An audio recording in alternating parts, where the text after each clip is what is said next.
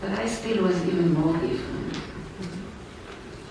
Because lots of the children were already second generation to chalutzim, to parents who were already in the army or in the kibbutz or in the Haganah, and they were really cool Israelis. And at home they spoke very well, good Hebrew.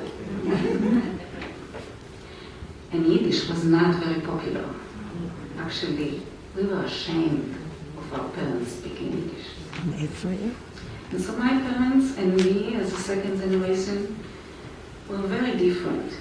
And I didn't have the cousin. This was not that neighborhood that you described.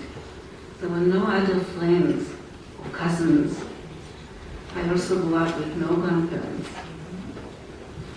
There are few, as I said earlier, uncles and aunts, but they live in other places. And so, in many ways I was lonely, because I was so different. And since my father, Shlomo Frank, Zichrono Levracha, was a photographer and a news reporter before, during, and after the Holocaust, our house was always filled with magazines and books depicting horrific pictures from the Holocaust. He devoted his life to the memory of the Holocaust and for documenting the Holocaust. So he was always a member of all of those organizations that sent that stuff. And I spent my childhood looking through those books. They were my picture books. And I remember as a really young girl, lying in bed, late at night or early in the morning, imagining myself, I don't know if it's something you have experienced, I would be curious, imagining myself in my mother's shoes as she walked out from the ghetto Warsaw, with false papers in her pocket, clutching a cross that she was given as a disguise, and with blonde colored hair. She had a long, thick braid that was black, of course, but that time it was blonde.